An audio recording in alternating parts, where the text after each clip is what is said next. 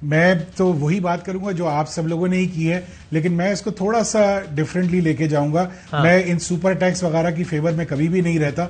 मैं ये कहता हूं कि जी जब टैक्सेशन की आप बात करें तो टैक्सेशन जस्ट होना चाहिए, फेयर होना चाहिए और इक्विटेबल होना चाहिए। और उसकी आसान मिसाल ये है कि अगर आप 100 रुपए कमा रहे हैं तो उस पर 10 रुपए टैक्स दें, और कोई 10 रुपए कमा रहे हैं तो उस पर 1 रुपया टैक्स दिया जाए।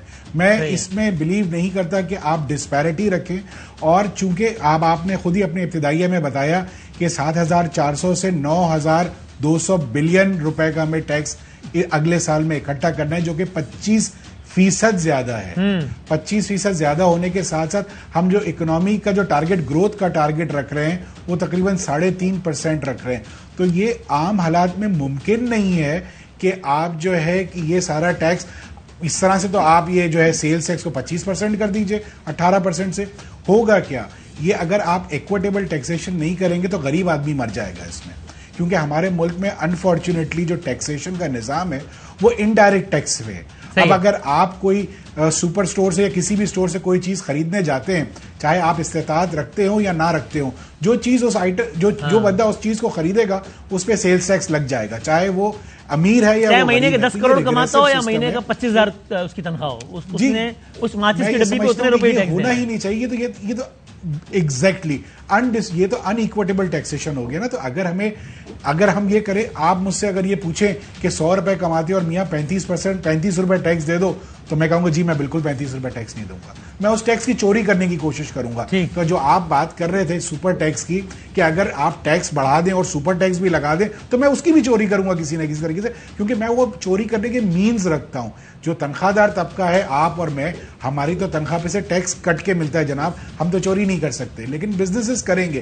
तो ऐसा नहीं होना चाहिए, फेयर टैक्सेशन होना चाहिए मेरे हिसाब से। हम कई अर्से से टैक्सेशन ठीक है, और देते हैं कि आप नंबर 2 फिर क्या है, 10% या 15% टैक्स लगा दें। दूसरा ये कि आप 22% इंटरेस्ट रेट पे इकोनॉमी को नहीं चला सकते। अच्छा, आप अगर कहते हैं कि जी मैं इंटरेस्ट रेट बढ़ाता चला जाऊंगा तो कोई भी अमीर आदमी जो होगा वो बिजनेस बंद करेगा, वो बैंक में रखवा के करेगा, इसीलिए नोट छाप लो, नोट कमाओ या बाहर तो इजी मनी आप उसको दे रहे हैं ना, आप उसको रेंट सीकिंग्स पे लेके आ रहे हैं, वो बिजनेस बंद करेगा। और रेंट कौन सा शरह सूद कम की जाए आप कह रहे हैं, दूसरा है कि वरना मईशत का पहिया नहीं चलेगा। ठीक है, और तीसरी बात क्या है? एग्जैक्टली तीसरा मैं ये समझता हूं जो decrease in government expenditure and at the same time जो आपकी इंडस्ट्री है, आपको उसको रिवाइव करने की जरूरत है। आपको जो है उसको इम्पेटस देना है। आप इस वक्त जो भी दुनिया में इस वक्त हम जो भी रॉ मटेरियल इंपोर्ट करते हैं, चाहे वो पेट्रोल हो, चाहे वो अशिया खुर्दनोश हो, तकरीबन 50% कॉस्ट नहीं चाहिए इंटरनेशनल। लेकिन दिशा साहब इसको जरा स्पेसिफिक बताएं। ये सुहेल साहब ने भी कहा, आप भी कह रहे हैं गवर्नमेंट खर्चे कम करे, इसको जरा प्रिसाइसली बताएं ना। गवर्नमेंट तो कहती है कि यार हम तो, हर गवर्नमेंट कहती है ओ जी पिछले साल प्राइम मिनिस्टर हाउस का खर्चा इतना था, हमने इतना कम कर दिया।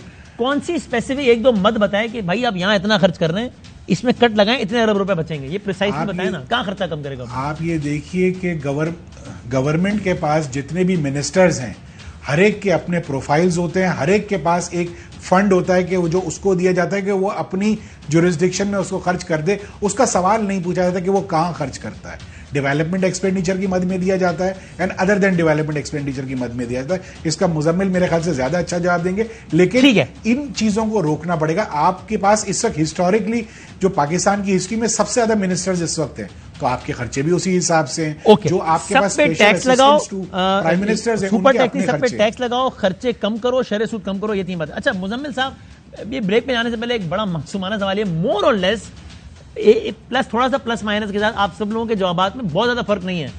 तो मेरा बड़ा सादा सवाल ये है कि जब 50 सालों से हर बजट नशरियात में हल भी यही तजवीज़ हो रहे हैं, जब आज 3 बड़े माहिरीन माशरत बैठ के मोर और लेस वही तजवीज़ कर रहे हैं, तो अगर ये फिर कोई रॉकेट साइंस नहीं है तो ये होता क्यों नहीं है?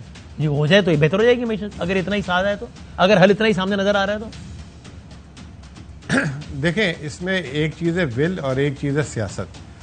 मैं कई बजट्स में फिर वही बात ऐसे रिपीटिशन वाली लगेगी। हमारे सियासतदानों को अभी तक एक बात समझ नहीं आई कि उनके जो है ख़जाने के मुंह खोलने से वो इलेक्शन नहीं जीत सकते। 2007-8 में मोहम्मद सुहेल बैठे हुए हैं, ये भी कंफर्म करेंगे आपको। मुशर्रफ साहब ने जो है 4 साल बड़ी अच्छी हुकूमत चलाई, 5वें साल उन्होंने जो है डेवलपमेंट एक्सपेंडिचर इतना खर्च किया कि वो इलेक्शन जीत जाए। उन्होंने आटे की कीमत आधी कर दी थी, पेट्रोल में 47 रुपए की सब्सिडी दे दी थी, हार गए। फिर जो है पीपल्स पार्टी आई, उन्होंने 2.5-3 साल अच्छे चलाए, चौथे 5वें साल उन्होंने खजाने के मुंह खोले। उस वक्त कहते भी थे एक जरदारी सब पे भारी, इलेक्शन जीतेगा, वो भी हार गए, बुरे तरीके से हारे। 2013 में आए इसहाक डार और नवाज शरीफ साहब, उन्होंने मईशत को जो है 2016 16.5 तक अच्छा चलाया। 17 से 18 के दरमियान उन्होंने भी वही काम किया, मिफ्ता इस्माइल लाइन में लाए कि जी खजाने की बोरियां खोल दी, डेवलपमेंट फंड, ये ऑरेंज लाइन, ये वो हार गए। अभी भी कोई सोच और खान साहब को ये वाला मौका तो नहीं मिला कि आखिरी बजट पेश करते, उन्होंने भी फरवरी में आके वो पेट्रोलियम प्राइसेस पे वो एक नहीं, वो तो खान साहब को तो 1.5 साल था, उसके बाद 2 बजट थे खान साहब के पास, अगर पूरे 5 साल करते। आखिरी बजट ज्यादा पॉपुलर तो खान साहब ने तरतीब बताई, तो खान साहब को आखिरी बजट का मौका तो नहीं मिला। हाँ, लेकिन वो भी मिफ्ता ने दे दिया था, उनको नहीं मिला था ना बजट। तो वो अभी उस स्टेज पे आते तो वो टेस्ट होते, तो वो लेकिन पेट्रोलियम प्राइसेस पे तो वो कर दिया ना उन्होंने, बाहर लगा दिया था, जिसका फिर IMF ने बुरा भी बनाया। 10 रुपए था, लेकिन उन्होंने उससे 1 महीना पहले मिनी बजट दिया था, सेल्स टैक्स लगा दिया था ब्रेड पे, पता नहीं कहाँ का, जिस पे आप सारों ने मिलके खूब धुलाई की थी, दूध पे लगा दिया, बच्चे शीर खा हमारे क्या करेंगे, याद होगा आपको। असेंबली से बजट जिसमें स्टेट बैंक, उससे 15 दिन महीने पहले की बात ही है, उन्होंने ये काम भी किया था। तो आपका जवाब मेरे सवाल पे मुजम्मिल साहब की पॉलिटिकल सियासी वजूहात जो है वो आड़े आ जाती है मुआशी फैसलों के, इसका वन लाइन में जवाब यही आपके ख्याल में? बिल्कुल, कैसा हो क्यों नहीं पा रहा? बिल्कुल ठीक है। हाँ, ये मुझे एक ब्रेक लेना था। अब ये कितना अनफॉर्चुनेट है कि ये कैश 22 सिचुएशन, एक तरफ हम कह रहे होते हैं और कहना चाहिए कि भाई जमहूरियत होनी चाहिए, टेक्नोक्रेट सेटअप की क्या बात है, ये क्या बात है कि जनाब एक टेक्नोक्रेट सेटअप आए ताकि वो मुश्किल मुआशी फैसले कर ले, और वो इसलिए कर पाएगा इसलिए कि उसको जो है आवाम से वोट लेने की लालच नहीं होगी। जब सियासतदान आएगा तो उसको वोट लेने की लालच होगी, तो वो ऐसे बजट बनाएगा जिससे इकोनॉमी पे मुश्किल हालात पड़ेंगे, लेकिन कुछ सियासी फायदा हो जाए। तो एक तरफ ये हम कहते हैं गलत है, सब जमहूरियत होनी चाहिए और ऐसे ही, लेकिन दूसरी तरफ ये मसाइल के मुआशी फैसले इसलिए नहीं हो पाते कि सियासी फैसले आड़े आ जाते हैं।